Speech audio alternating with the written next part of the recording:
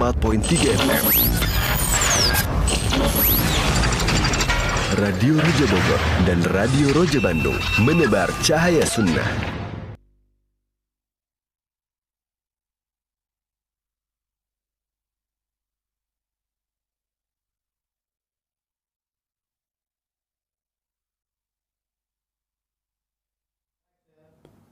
Assalamualaikum warahmatullahi wabarakatuh. Alhamdulillahi rabbil alamin. Wassalatu wassalamu ala asrafil anbiya'i wal mursalin wa ala alihi wa ashabihi wa man tabi'ahum ihsanin ila yaumiddin, amma ba'd. Ikhwatal Islam, pemerhati roja dimanapun Anda berada, barakallahu fikum, jazakumullahu khairan. Terima kasih atas kesediaan antum semuanya untuk bersama kami di Kamis pagi hari ini guna mengikuti program dan kajian ilmiah bimbingan yang akan disampaikan secara langsung oleh guru kita Ustadz Abdullah Taslim MA hafidhahullahu ta'ala. Tak lupa lisan kita senantiasa memuji seraya bersyukur pada Allah atas segala nikmat dan karunia yang telah dilimpahkan kepada kita semuanya. Salawat dan salam semoga senantiasa terlimpahkan, tercurahkan kepada Nabi kita Nabi Muhammad sallallahu alaihi wasallam, untuk keluarganya, untuk para sahabatnya dan seluruh pengikutnya hingga akhir zaman nanti. Senang sekali kami dapat menghadirkan program dan bimbingan ilmiah bersama Ustadz Abdullah Taslim MA dari Kota Kendari dari pembahasan Al-Fawaid. Dan bagi Anda yang ingin memperdalam seputar pembahasan ini nanti silahkan di 0218236543 atau pesan singkat di 0819896543. Baiklah, kepada Ustadz kami persilahkan. Falyatafadhal maskuran ya Ustadz. Assalamualaikum warahmatullahi wabarakatuh. Innal hamdalillah nahmaduhu wa nasta'inuhu wa nastaghfiruh wa na'udzu billahi min syururi anfusina wa min sayyiati a'malina. May yahdihillahu fala mudhillalah wa may yudlil fala hadiyalah. Wa asyhadu an la ilaha illallah wahdahu la syarikalah. Wa asyhadu anna Muhammadan abduhu wa rasuluh. Allahumma salli wa sallim wa barik ala nabiyyina Muhammadin wa ala alihi wa ashabihi wa man tabi'ahum bi ihsanin ila yaumiddin, amma ba'du. Alhamdulillah, ma'asyiral muslimin, ma'asyiral ikhwa wal akhwat fid din rahimakumullah, kaum muslimin, para pemerhati Roja TV dan Radio Roja dimanapun antum berada. Alhamdulillah, di pagi hari yang berbahagia ini kita bersyukur kepada Allah Subhanahu wa taala yang senantiasa melimpahkan kebaikan-kebaikan dan memudahkan taufiknya bagi kita untuk selalu bisa berpegang teguh dengan agama yang agung ini, agama Islam, bisa merasakan nikmatnya iman, nikmatnya mengikuti sunnah Rasulullah Sallallahu Alaihi Wasallam, yang semoga Allah senantiasa dan selalu menetapkan nikmat-nikmat ini pada diri kita sampai di akhir hayat kita. Barakallahu fikum, kita bertemu kembali di dalam lanjutan pengajian pembahasan kitab yang sangat bermanfaat, kitab Al-Fawaid, buah karya dari Al-Imam Syamsuddin Abu Abdullah Ibnu Qayyim al-Jauziyah rahimahullahu ta'ala. Kita masih melanjutkan pembahasan tentang masalah tauhid dan akidah. Ya, di fasal yang ke-7 saat ini kita akan melangkah di pembahasan ma'rifatullahi bainal imani al-muwahhidina wa imanil musyrikin. Mengenal Allah antara iman orang-orang yang selalu bertauhid, mengesahkan Allah dalam beribadah, dan iman orang-orang yang melakukan perbuatan syirik. Ini pembahasan yang sangat penting sekali, karena bagaimanapun juga ya iman yang dibenarkan oleh Allah Subhanahu wa taala yang diridhoinya adalah iman orang-orang yang benar-benar mentauhidkannya, mengesahkannya dalam beribadah, yang ini merupakan buah dari mengenal Allah Subhanahu wa taala, mengenal kemahaindahan nama-namanya dan kemahasempurnaan sifat-sifatnya. Barakallahu fikum, Ibnu Qayyim rahimahullah taala berkata, ma'rifatullahi subhanahu naw'an. Mengenal Allah Subhanahu wa taala itu ada dua macam. Ya. Al-awwal ma'rifatu iqrarin wa hiya allati ishtaraka fiha an-nasu al-barru wal fajiru wal muti'u wal 'asi. Mengenal Allah dengan sekedar menetapkan. Ya, dengan sekedar menetapkan Allah Maha Pencipta, Allah Maha Mengatur segala sesuatu di alam semesta. Inilah mengenal Allah yang dimiliki oleh semua manusia, baik yang taat maupun yang durhaka, orang yang selalu mengamalkan ibadah maupun orang yang selalu berbuat maksiat. Yakni sampai orang musyrik pun mengakui hal ini, ya, sebagaimana ayat-ayat Al-Quran yang menyebutkan bahwa mereka mengakui Allah pencipta alam semesta, pencipta manusia, pengatur, pemberi rezeki, dan seterusnya. Misalnya dalam firman Allah Subhanahu wa taala, "Wala in sa'altahum man khalaqas samawati wal arda la yaqulunna Allah." Kalau kamu tanyakan kepada mereka orang-orang musyrik itu, siapakah yang menciptakan langit-langit dan bumi, mereka akan mengatakan Allah yang menciptakannya.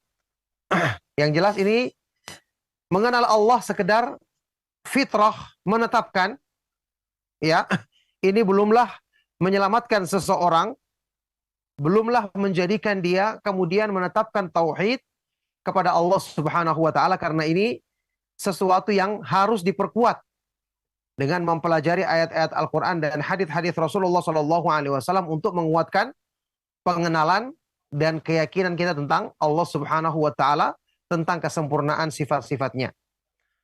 Wathani, jenis yang kedua, ma'rifatun tujibul haya'a minhu wal mahabbata lahu wa ta'alluqal qalbi bihi wa syauqa ila liqa'ihi wa khasyatahu wal inabatu ilaihi wal unsa bihi wal firara minal khalqi ilaih. Yang kedua, mengenal Allah yang akan melahirkan rasa malu kepadanya, mencintainya, selalu mengaitkan hati kita dengannya, menyandarkan hati kita kepadanya, melahirkan rasa rindu untuk bertemu dengan Allah, rasa takut, selalu kembali kepadanya, selalu damai ketika dekat dengannya, serta berpaling dari semua makhluk untuk hanya menghadapkan diri kepadanya. Tentu inilah mengenal Allah yang dituntut di dalam Islam. Inilah yang dipuji. Semakin seorang hamba mengenal Allah, dia semakin tunduk, dia semakin takut kepada Allah. Sebagaimana makna firman Allah Subhanahu wa taala di surat Fatir. Innama yakhsyallaha min ibadihil ulama. Sesungguhnya yang takut kepada Allah di antara hamba-hambanya hanyalah orang-orang yang berilmu. Ay al-ulama'ul arifuna bihi, kata Imam Ibnu Katsir dalam tafsir beliau, yaitu orang yang mengenal dan mengetahui tentang Allah. Orang yang semakin mendalami sifat-sifat kesempurnaannya, pasti dia akan semakin mencintai Allah, semakin tunduk, semakin hanya berharap, semakin takut kepada Allah. Karena segala sesuatu yang dibutuhkan hamba ada di tangannya. Dan semua yang ditakutkan menimpa hamba hanya Allah yang maha kuasa untuk menimpakannya kalau dia menghendakinya, atau mencegahnya jika dia juga menghendakinya. Jadi inilah pengenalan Allah yang disebutkan di ayat tadi. Yang takut kepada Allah dengan sebenarnya hanyalah orang-orang yang mengenal Allah, yakni mengenal keagungan sifat-sifatnya, kemahabesaran, nama-nama dan sifat-sifat kesempurnaannya. Makanya kata Imam Ibnu Qayyim rahimahullah taala, wa hadhihi hiyal ma'rifatul khasatul jariyatu ala lisanil qaum. Inilah pengenalan Allah yang khusus yang selalu disebutkan dalam pernyataan orang-orang yang soleh sebelum kita, orang-orang yang ahli zuhud, orang-orang yang tekun beribadah sebelum kita. Ya, ini karena inilah yang dipuji. Inilah mengenal Allah yang setelah fitrah manusia Allah ciptakan di atasnya, maka dia semakin memperkuat pengenalan terhadap Allah dengan membaca ayat-ayat Al-Quran dan hadis-hadis yang sahih dari Rasulullah Sallallahu Alaihi Wasallam. Inilah yang terpuji. Baik.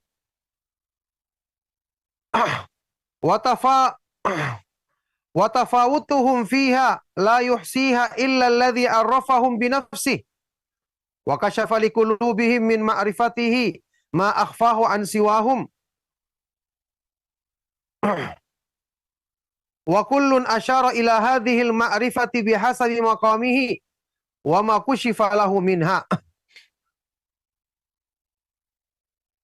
Kemudian perbedaan tingkatan-tingkatan manusia dalam mengenal Allah ini tidak bisa dihitung, ya tidak bisa dibatasi kecuali oleh Allah Subhanahu wa taala, zat yang memperkenalkan dirinya kepada manusia. Allah Subhanahu wa taala dialah yang membukakan ilmu yang agung ini bagi hati hamba-hambanya supaya mereka mengenal Allah yang itu Allah Subhanahu wa taala tidak bukakan kepada selain mereka. Maka masing-masing dari hamba-hamba Allah mengisyaratkan tentang mengenal Allah ini sesuai dengan kedudukannya, sesuai dengan tingkat yang telah dicapainya, dan sesuai dengan bagaimana Allah Subhanahu wa taala menyingkap rahasia ilmu itu bagi mereka. Dan kita perlu ingat di sini jamaah sekalian rahimakumullah, pernyataan beliau ini maksudnya bertingkat-tingkat di sini bukan didapatkan lewat mimpi atau lewat kata orang-orang, ya, tersingkapnya tabir setelah dia merenungkan, setelah dia bertapa, setelah dia meninggalkan ibadah-ibadah, setelah dia mencapai kedudukan tertentu bukan dengan belajar agama, bukan dengan membaca dan merenungkan Al-Quran dan hadis-hadis Rasulullah Sallallahu Alaihi Wasallam. Ya, bahkan mereka ini mengatakan justru, sebagian mereka bahkan mengatakan justru Al-Quran yang akan menghalangi kedudukan ini. Semua ini pernyataan batil, pernyataan yang rusak. Seseorang meraih tingkatan yang mulia dalam agama semakin dia semangat belajar agama. Semakin semangat dan banyak dia membaca Al-Quran dan menurunkan isinya. Apalagi sudah kita pernah terangkan berkali-kali, mayoritas kandungan dan isi ayat-ayat Al-Quran adalah menjelaskan tentang Allah. Nama-namanya yang maha indah, sifat-sifatnya yang maha tinggi, dan perbuatan-perbuatannya yang maha terpuji, maha sempurna. Nah, jadi ketika sebagian dari ulama mengungkapkan tentang ilmu yang agung ini, maka dia mengungkapkan sesuai dengan pengetahuan yang wa qad qala a'raful khalqi bihi. Rasulullah Shallallahu Alaihi Wasallam, hamba Allah yang paling mengenal Allah, bersabda dalam hadis yang sahih, ya, riwayat Imam Muslim, la uhsi thana'an 'alaika anta kama afnaita ala nafsik. Aku tidak mampu membatasi pujian atau sanjungan bagimu ya Allah, engkau sebagaimana pujian yang engkau peruntukkan bagi dirimu sendiri. Rasulullah SAW mengatakan bahwa beliau tidak mampu membatasi pujian yang pantas bagi Allah. Karena Allah Subhanahu wa taala sifat-sifat terpujinya maha tinggi dan maha sempurna, dan makhluk tidak bisa menjangkaunya selain dari apa yang Allah beritahukan kepada mereka, yang Allah ajarkan kepada mereka. Nah, wa akhbara annahu subhanahu yaftahu alaihi yaumal qiyamati min mahamidihi bima la yuhsinuhul an. Kemudian di dalam hadis yang sahih juga diriwayatkan oleh Imam Bukhari dan Muslim dalam hadis syafaat kubra yang terkenal, ketika semua manusia di padang mahsyar menanti keputusan Allah Subhanahu wa taala yang mereka mengalami kondisi yang sangat susah, matahari yang sangat panas, orang-orang yang ditenggelamkan dengan keringat mereka sesuai dengan dosa mereka di dunia. Ketika itu, intinya ringkasnya, ketika semua para nabi yang didatangi tidak mampu, maka Rasulullah Shallallahu Alaihi Wasallam yang diizinkan oleh Allah Subhanahu wa taala untuk memberikan syafaat tersebut. Di sini Rasulullah SAW mengabarkan bahwa Allah Subhanahu wa taala membukakan bagi beliau pada hari kiamat di padang mahsyar nanti ini, membukakan bagi Nabi Shallallahu Alaihi Wasallam pujian-pujian bagi Allah yang saat ini beliau tidak mengingatnya, tidak mengetahui pujian tersebut. Nanti pada hari kiamat Allah bukakan bagi beliau. Ini berarti ada pujian-pujian dan sanjungan bagi Allah yang memang tidak bisa dijangkau dengan pikiran manusia. Ya, ini menunjukkan kepada kita bahwa mengenal Allah itu bertingkat-tingkat, dan tentu yang paling sempurna dalam mengenal Allah adalah para nabi dan para rasul alaihi wassalatu wassalam, dengan penghulu mereka nabi kita yang mulia Nabi Muhammad sallallahu alaihi wasallam. Makanya mengenal Allah ini tidak seperti yang dinyatakan oleh sebagian orang-orang yang memahami agama dengan cara yang salah. Yakni mereka mengatakan kita mengenal Allah hanya lewat mimpi atau tersingkapnya tabir, tanpa belajar Al-Quran, tanpa belajar sunnah Rasulullah Sallallahu Alaihi Wasallam. Demi Allah, ini bukanlah mengenal Allah. Bagaimana mungkin ada petunjuk selain dari petunjuk yang sempurna yang Allah turunkan di dalam ayat-ayat Al-Quran dan hadis-hadis yang sahih dari Rasulullah Sallallahu Alaihi Wasallam? Apa manfaatnya Allah Subhanahu wa taala berfirman di surat Al-Maidah, "Al-yawma akmaltu 'alaikum ni'mati wa raditu lakumul Islam dinan." Pada hari ini telah aku sempurnakan bagimu agamamu, telah aku jadikan cukup lengkap nikmatku atasmu, wahai kaum muslimin, dan telah aku ridhoi agama Islam ini sebagai agamamu. Tidak ada yang diridhoi oleh Allah selain dari petunjuk yang sempurna yang Allah turunkan kepada Nabi Muhammad sallallahu alaihi wasallam. Baik. Kemudian Abwabul Ma'rifah, pintu-pintu mengenal Allah. Bagaimana caranya agar kita bisa mengenal Allah dengan benar? Apalagi dalam hal ini banyak orang-orang yang mengaku menawarkan metode padahal menyimpang dari petunjuk Allah Subhanahu wa taala dan Rasulnya. Kita harus ingat, Allah Subhanahu wa taala tidak mungkin menjadikan satu kedudukan yang sangat tinggi dan mulia, bahkan paling tinggi dan paling mulia dalam Islam, kemudian Allah Subhanahu wa taala tidak menjelaskan caranya, cara untuk meraihnya di dalam petunjuk yang sempurna dalam ayat-ayat Al-Quran dan hadis-hadis Rasulullah Sallallahu Alaihi Wasallam yang sahih. Sehingga orang mencari dengan sendirinya. Ada yang bertapa tadi, ada yang menghayal saja, ada yang mempelajari dengan ritual-ritual tertentu. Semua ini kalau tidak ada bimbingannya dari petunjuk Allah dan Rasulnya, maka semua tidak akan membawa kepada kedudukan mulia ini. Karena tidak ada yang lebih sempurna dalam memahami dan mempraktekkan agama melebihi Nabi Muhammad Sallallahu Alaihi Wasallam, setelah itu para sahabat radhiyallahu taala anhum ajma'in. Tapi dibahas di sini abwabul ma'rifah, pintu-pintu mengenal Allah.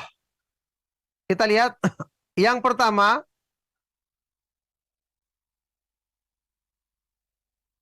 kata beliau, lihadhil ma'rifati babani wasi'ani. Untuk mengenal Allah ini, mengenal Allah yang benar ini, ada dua pintu yang terbentang. Al-babul awal, yang pertama, at-tafakkuru wa ta'ammulu fi ayatil Qur'ani kulliha wal fahmul khasatu anillahi wa rasulihi. Pertama, merenungkan, memikirkan dan merenungkan ayat-ayat Al-Quran secara keseluruhan. Kemudian memahami dengan pemahaman yang khusus dari petunjuk Allah Subhanahu wa taala dan Rasulnya sallallahu alaihi wasallam. Tidak ada yang melebihi kedudukan Al-Quran bagi orang yang merenungkannya. Tidak ada yang melebihi kebaikan-kebaikan yang Allah limpahkan kepada hamba yang melakukan hal ini. Lihatlah Allah Subhanahu wa taala berfirman, "Kitabun anzalnahu ilaika mubarakun liyadabbaru ayatihi wa liyatadzakkara ulul albab." Kitab Al-Quran yang kami turunkan kepadamu, wahai Rasulullah, penuh dengan keberkahan, kebaikan yang berlimpah, agar manusia merenungkan isinya dan agar orang-orang yang berakal bisa mengambil pelajaran darinya. Jadi Al-Quran yang memang isinya mayoritas adalah mengenalkan tentang Allah, tentang menetapkan tauhid, menetapkan iman. Dan inilah isi kandungan Al-Quran yang paling utama. Syekhul Islam Ibnu Taimiyah rahimahullah taala pernah mengatakan, Al-Qur'anu fihi min dzikri asma'illahi wa sifatihi aktsaru mimma fihi min dzikril akli wa syurbi wan nikahi fil jannah wal ayatul mutadamminatu li dzikril asma'i was sifati a'dhamu qadran min ayatil ma'ad. Kata Syekhul Islam Ibnu Taimiyah rahimahullah taala, di dalam Al-Qur'an penjelasan tentang nama-nama dan sifat-sifat Allah lebih banyak daripada penjelasan tentang kenikmatan di surga, makanan, minuman, pernikahan di surga. Kemudian ayat-ayat yang menjelaskan tentang kandungan nama-nama dan sifat-sifat Allah lebih tinggi kedudukannya dibandingkan ayat-ayat yang menjelaskan tentang hari kebangkitan, hari kiamat, tentang surga dan neraka. Subhanallah, karena pentingnya. Makanya merenungkan Al-Quran secara keseluruhan, kemudian memahaminya dengan benar sesuai dengan keridhaan Allah dan Rasulnya, ini adalah bab pertama dan termasuk yang utama untuk bisa menyempurnakan pengenalan kita terhadap Allah Subhanahu wa taala, yang ini merupakan ciri kesempurnaan iman. Al-babu tsani, kemudian bab yang kedua, pintu yang kedua. At-tafakkuru fi ayatihil masyhudati wa ta'ammulu hikmatihi fiha wa qudratihi wa lutfihi wa ihsanih wa adlihi wa qiyamihi bil qisti ala khalqih. Memikirkan tentang ayat-ayat Allah yang bisa disaksikan, yakni merenungkan alam semesta. Merenungkan agungnya ciptaan Allah, memperhatikan tanda-tanda kekuasaan Allah di alam semesta ini. Merenungkan hikmahnya dalam penciptaan alam semesta ini, memikirkan kemahakuasaannya, kelembutannya, kebaikan-kebaikannya, keadilan-keadilannya, dan penegakan kebenaran yang Allah Subhanahu wa Ta'ala tegakkan bagi makhluknya. Masya Allah. Jadi kita melihat tanda-tanda kekuasaan Allah, keteraturan alam semesta. Kita berdalil berarti alam semesta yang demikian teratur, maka pasti zat yang menciptakannya maha sempurna ilmunya, maha sempurna kekuasaannya, maha sempurna hikmahnya. Karena dia menempatkan segala sesuatu secara tepat pada tempatnya.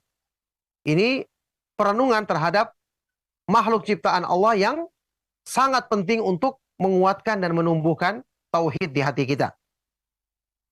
Wa jumma'u dzalika, yang menghimpunkan semua ini, al-fiqhu fi ma'ani asma'ihil husna wa jalaliha wa kamaliha, yaitu memahami kandungan makna nama-nama Allah yang maha indah, memahami keagungan dan kemahasempurnaannya. Ini yang Allah perintahkan di dalam Al-Quran. Walillahil asma'ul husna fad'uhu biha. Dan Allah memiliki nama-nama yang maha indah, maka berdoalah, beribadahlah kalian kepada Allah dengan memahami kandungan makna nama-namanya yang maha indah. Makanya ini kata para ulama, orang yang paling sempurna ibadahnya adalah orang yang beribadah dengan merenungkan kandungan nama-nama dan sifat-sifat Allah yang maha tinggi. Imam Ibnu Qayyim rahimahullah ta'ala mengatakan, akmalun nasi ubudiyatan al-muta'abbidu lillahi bijami'il asma'i was sifatil lati yattali'u alaihal bashar. Orang yang paling sempurna penghambaan dirinya kepada Allah adalah yang beribadah kepada Allah dengan memahami kandungan nama-nama dan sifat-sifat Allah yang bisa dipahami oleh manusia. Wa tafarrudi bihi dzalika, mengenal kemahaesaan Allah dalam hal ini, bahwa cuma Dia yang memiliki sifat-sifat kesempurnaan, nama-nama yang maha indah. Wa ta'alluqiha bil khalqi wal amr, kemudian memahami keterikatan nama-nama dan sifat-sifat Allah dengan penciptaan dan perintah yang diturunkan dalam syariatnya. Fayakunu faqihan fi awamirihi wa nawahihi, faqihan fi qadaihi wa qadarihi, faqihan fi asma'ihi wa sifatihi. Maka hamba ini menjadi seorang yang faqih, memiliki ilmu pemahaman yang benar tentang perintah-perintah dan larangan-larangan Allah. Dia harus menjalankan perintah-perintah dan menjauhi larangan-larangannya. Dia sekaligus menjadi hamba yang memahami, mengetahui fikih, pemahaman tentang takdir Allah dan ketentuannya, al-qadha wal qadar, serta dia memahami, memiliki fikih, ilmu pemahaman tentang nama-nama dan sifat-sifat Allah Subhanahu wa taala. Makanya kata Syekh Abdul Razak hafizahullah taala dalam kitab Fiqhul Asma'il Husna, dan ya beliau menulis kitab yang judulnya Fiqhul Asma'il Husna, fikih nama-nama Allah yang maha indah. Ini adalah fikih yang paling besar dibandingkan fikih tentang hukum-hukum agama. Meskipun semuanya penting, tapi fikih tentang Allah, tentang nama-nama dan sifat-sifatnya adalah fikih yang paling tinggi. Kata Syekh Abdul Razak, inilah yang pertama kali masuk dalam makna sabda Rasulullah SAW dalam hadis riwayat Imam Al-Bukhari dan Muslim, man yuridillahu bihi khairan yufaqihu fiddin. Barang siapa yang Allah kehendaki baginya kebaikan, Allah jadikan dia faqih, faham dalam urusan agamanya. Yang pertama kali masuk adalah memahami akidah yang benar, memahami tentang kemahaindahan nama-nama Allah dan kemahatinggian sifat-sifatnya. Nah, faqihan fil hukmi dini wasyar'i wal hukmil kaunil qadari. Dia adalah seorang hamba yang memahami, memiliki ilmu fikih tentang hukum-hukum agama yang sesuai dengan syariat, sebagaimana dia memahami hukum yang berhubungan dengan takdir Allah Subhanahu wa taala terhadap semua makhluknya di alam semesta ini. Wa dzalika fadlullahi yu'tihi man yasha wallahu dzul fadlil azim. Dan itu adalah karunia Allah yang diberikan kepada siapa yang dikehendakinya, dan Allah Subhanahu wa taala memiliki karunia yang agung. Masya Allah, ini pembahasan yang sangat kita butuhkan dalam kehidupan kita, dalam upaya memperbaiki iman kita, memperbaiki ikhlas kita, menyempurnakan tawakal kita, cinta, takut, dan berharap kita kepada Allah Subhanahu wa Ta'ala. Dari pintu mana kita akan bisa meraih kemuliaan-kemuliaan yang merupakan inti kebaikan agama ini? Tentu dari pintu mengenal Allah Subhanahu wa Ta'ala. Setelah Allah Subhanahu wa Ta'ala berikan taufik kepada hambanya, Allah buka hatinya untuk menerima dan mengenal kemahaindahan nama-nama dan sifat-sifatnya. Dengan sebab inilah Allah Subhanahu wa Ta'ala mudahkan baginya untuk bisa meraih kedudukan-kedudukan yang tertinggi di dalam Islam.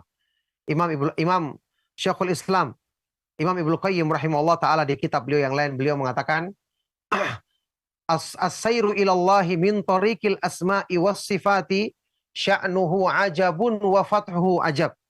Orang yang melakukan perjalanan mencari keridhaan Allah Subhanahu wa Ta'ala melalui jalur mengenal nama-nama Allah yang maha indah, sifat-sifatnya yang maha tinggi, ini keadaannya sangat mengagumkan, sangat luar biasa.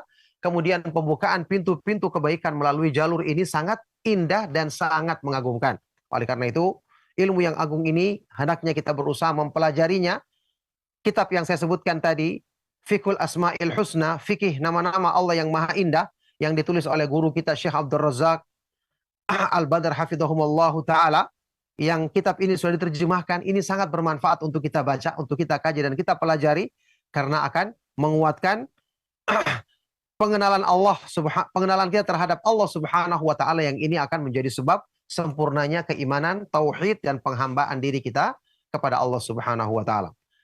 Barakallahu fikum, ma'asyiral muslimin, ma'asyiral ikhwa wal akhwat fi din rahimakumullah, kaum muslimin, para pemerhati Roja TV dan Radio Roja dimanapun antum berada. Maka demikianlah kajian yang bisa kami sampaikan di kesempatan pagi hari menjelang siang hari ini. Semoga bermanfaat dan insya Allah akan ada kelanjutan pembahasan-pembahasan yang sangat menarik dari penjelasan Imam Ibnu Qayyim rahimahullah ta'ala dalam kitab Al-Fawaid ini, yang insya Allah kita akan lanjutkan di pertemuan berikutnya. Barakallahu fikum, semoga apa yang kita bahas di pagi hari ini bermanfaat dan menjadi sebaik-baik bekal untuk kebaikan dunia dan akhirat kita. Demikianlah, kita masih ada waktu untuk saling bertanya jawab di sisa waktu yang masih ada. Maka kami cukupkan, sallallahu wasallam wa barak ala nabiyina Muhammad wa ala alihi wa sahbihi ajma'in walhamdulillahi rabbil alamin. Nah, Barakallahu fikum. Jazakallahu khairan. Terima kasih atas kesediaannya untuk menyampaikan pelajaran serta bimbingan yang bermanfaat di kesempatan pagi hari ini.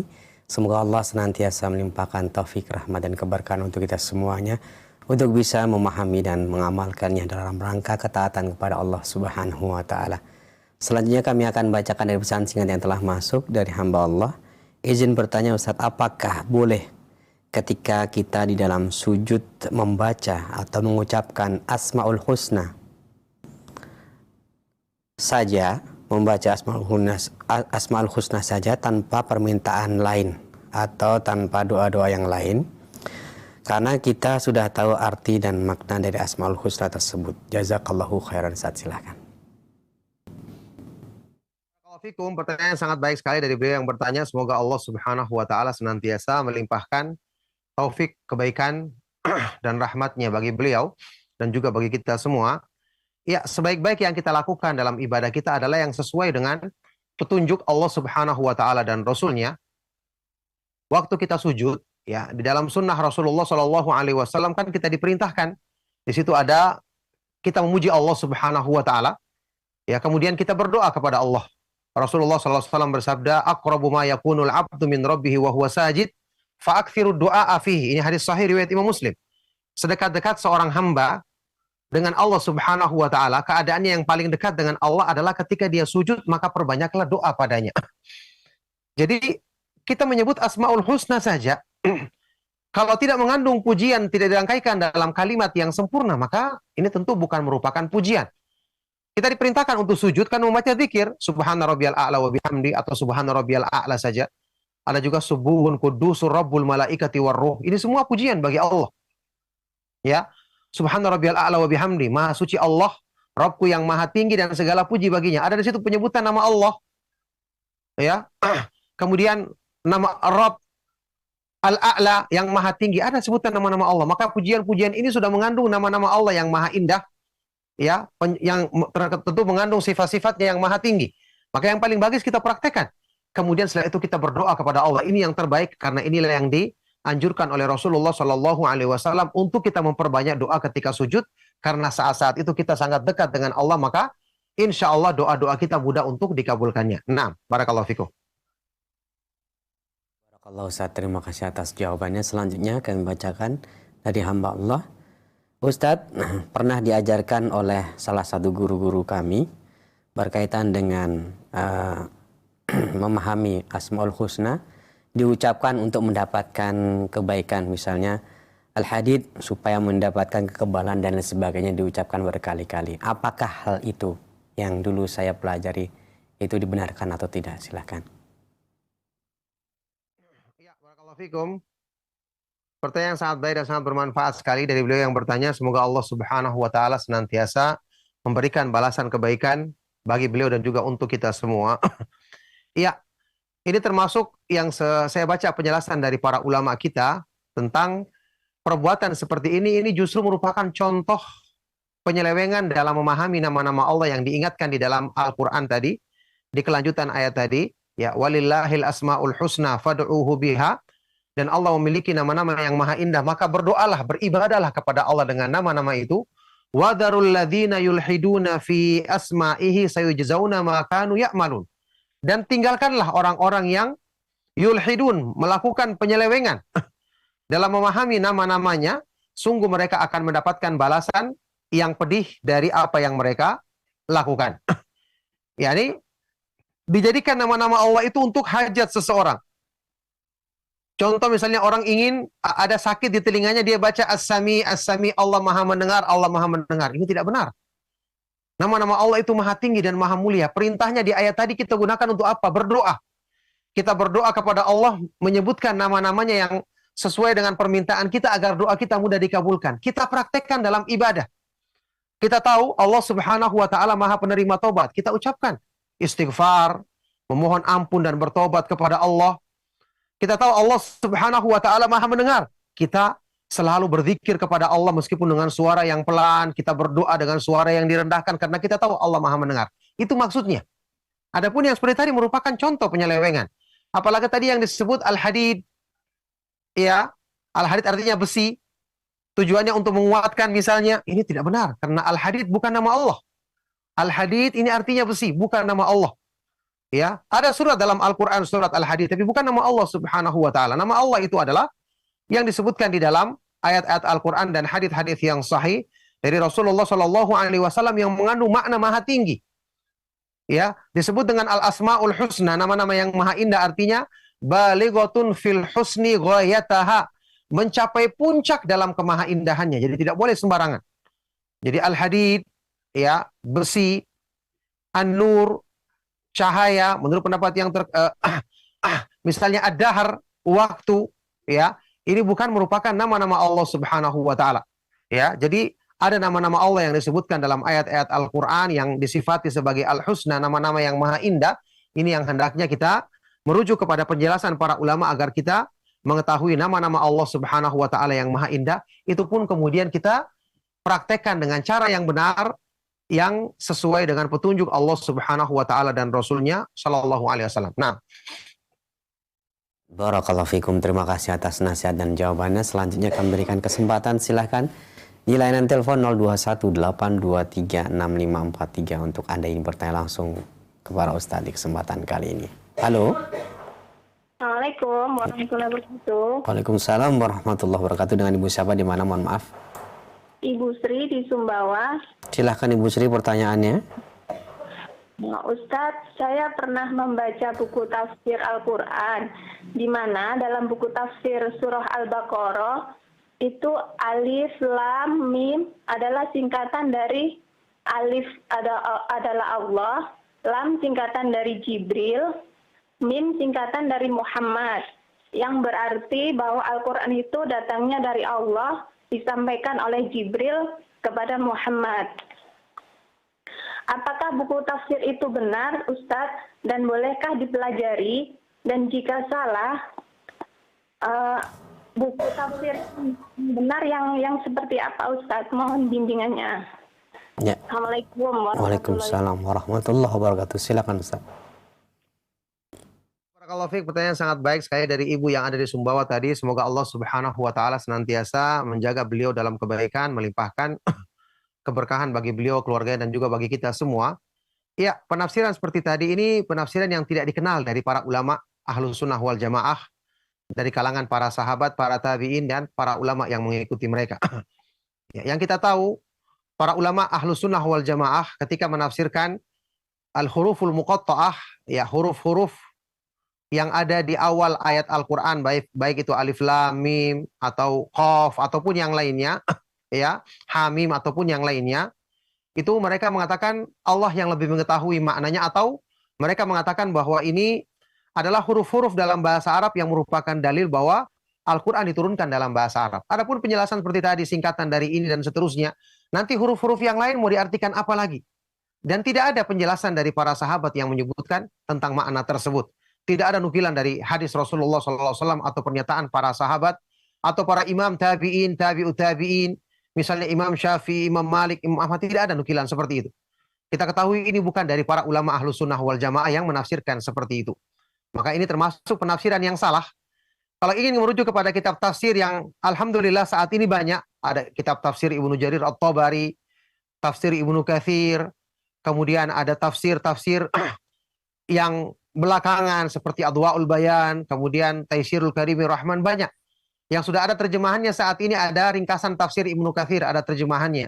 Kemudian tafsir Syekh Abdurrahman As-Sa'di juga ada. Bisa kita jadikan sebagai rujukan karena kitab-kitab tafsir ini merujuk kepada penjelasan para ulama Ahlus Sunnah wal Jamaah yang mereka sebutkan penafsiran dari setiap ayat, yang tentu ini menjadikan kita lebih tenang dalam mempelajari kitab-kitab tafsir tersebut. Nah, barakallahu fiik. Barakallahu Ustaz, terima kasih atas jawabannya. Selanjutnya kami berikan kesempatan kembali. Silahkan di 0218236543. Halo. Silahkan. Assalamualaikum Pak Ustadz. Waalaikumsalam warahmatullahi wabarakatuh. Dengan siapa ini, di mana Ibu? Dengan hamba Allah dari Sumbawa ini Ustadz.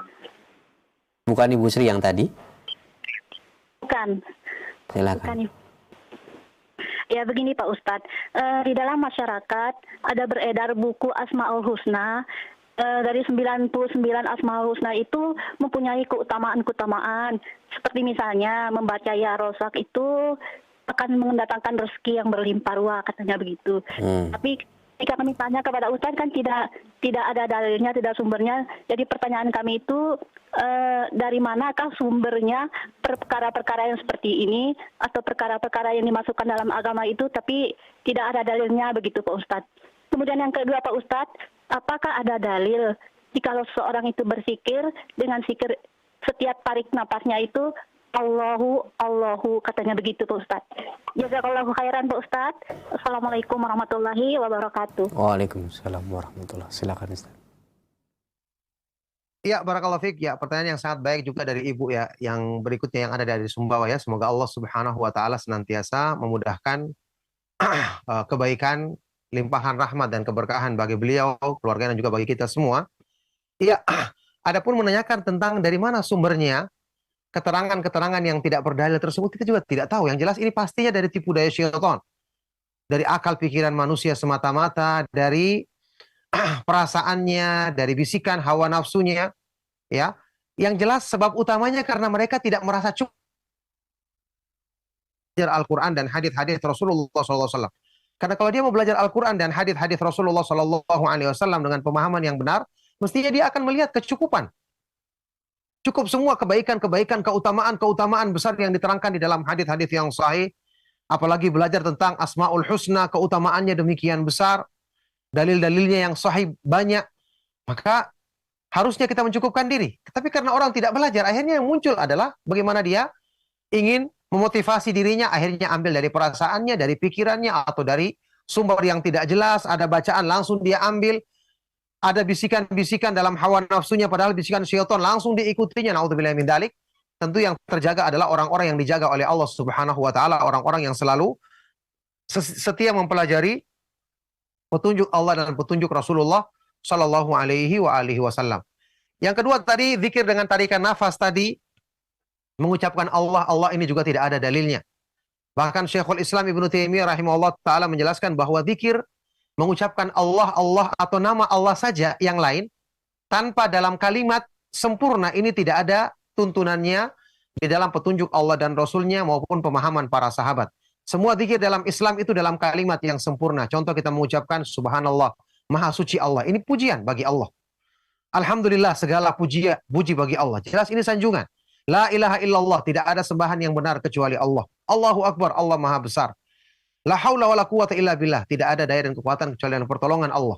Hasbi Allahu wa ni'mal wakil. Cukuplah Allah sebagai penolong dan dia sebaik-baik penilung, sebaik-baik pelindung. Subhanallahi wa bihamdi, subhanallahil azim.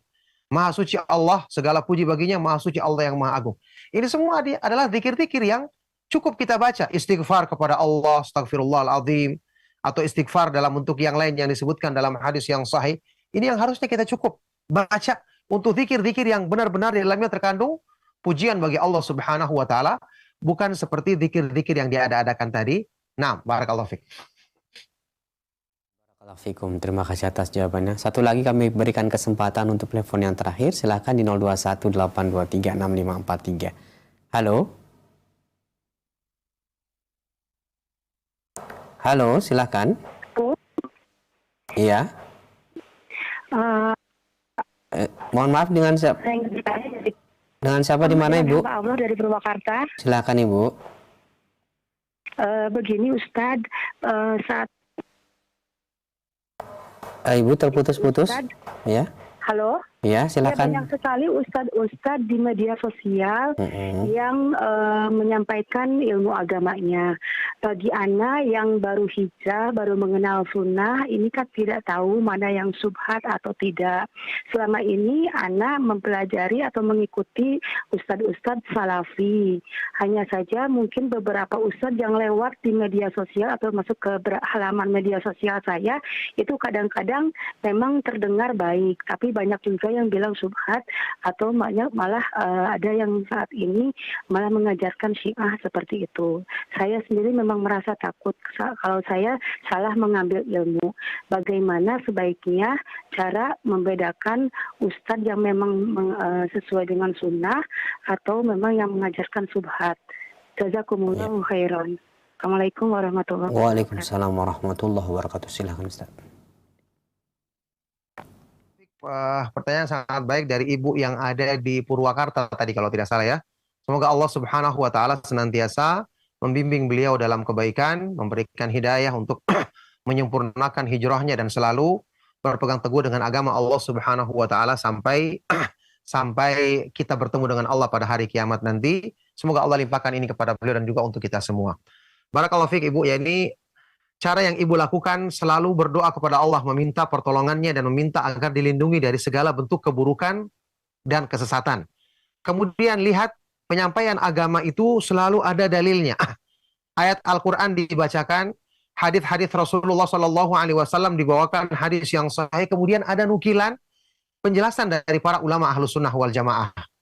Dia akan menukil penjelasan dari misalnya para tabi'in, ada Muhammad Ibnu Sirin, ada Al-Hasan Al-Basri, ada penjelasan kemudian dari para tabi'in, misalnya Sufyan Ats-Tsauri, Imam Malik bin Anas, Sufyan Ibnu Uyainah, ada Abdullah Ibnu Mubarak, kemudian ada nukilan-nukilan dari pernyataan para ulama setelahnya, Imam Ahmad, kemudian ada pernyataan dari ulama yang berikutnya lagi, Syekhul Islam Ibnu Taimiyah, ada Ibnu Qayyim, ada Imam Ibnu Katsir. Masya Allah, kita akan lihat nukilan-nukilan yang seperti ini akan selalu dibawakan oleh para ustadz-ustadz yang benar-benar berpegang teguh dengan sunnah Rasulullah SAW, mengikuti pemahaman para sahabat radhiyallahu taala anhum ajmain. Adapun kalau sekedar dibawakan pengajian hanya dari akal pikiran atau dibawakan ayat Al-Quran ditafsirkan sendiri, maka ini bukanlah yang merujuk kepada pemahaman para salaf. Jadi semoga Allah Subhanahu wa taala memudahkan ya Ibu untuk selalu bisa belajar agama dengan benar. Ya seperti yang saat ini Ibu ikuti media Roja TV atau mungkin dengarkan radio Roja, alhamdulillah ya. Yang kita ketahui dengan segala kekurangannya, ustadz-ustadz yang menyampaikan kajian di sini adalah ustadz-ustadz yang insya Allah ya selalu berusaha mengikuti sunnah Rasulullah SAW dan pemahaman para sahabat radhiyallahu taala anhum ajmain. Tentu kita katakan wala nuzaki 'alallahi ahadan. Kita tidak boleh mensucikan seseorang di hadapan Allah Subhanahu wa taala. Itu yang bisa kita pesankan untuk hal ini, yang semoga Allah Subhanahu wa taala memudahkan kita untuk selalu menempuh jalannya yang lurus sampai kita sampai di akhir hayat kita. Maka barakallahu fikum, demikianlah ini pertanyaan yang terakhir sekaligus jawabannya, mudah-mudahan bermanfaat. Dan untuk kajian kita di kesempatan hari ini ya kita cukupkan. Mohon maaf atas segala yang salah dan kurang, kita akhiri. Sallallahu wasallam wa barak ala nabiyina Muhammad wa ala alihi wa sahbihi ajma'in. Walhamdulillahirabbil alamin. Subhanakallahumma wa bihamdika asyhadu an la ilaha illa anta astaghfiruka wa atubu ilaik. Wassalamualaikum warahmatullahi wabarakatuh. Assalamualaikum warahmatullahi wabarakatuh. Jazakallahu khairan wa barakallahu fikum Ustaz. Terima kasih atas kesediaannya untuk meluangkan waktunya guna menyampaikan bimbingan dan pelajaran dari pembahasan kitab Al-Fawaid di kesempatan pagi menjelang siang hari ini. Semoga pertemuan kita diberkahi Allah dan mendapatkan kebaikan serta ilmunya bisa kita amalkan dalam rangka ketaatan pada Allah Subhanahu wa taala. Ikhwatal Islam, terima kasih atas kebersamaannya. Kami yang bertugas mohon pamit undur diri. Subhanakallahumma bihamdika asyhadu an la ilaha illa anta astaghfiruka wa atubu ilaik. Wassalamualaikum warahmatullahi wabarakatuh.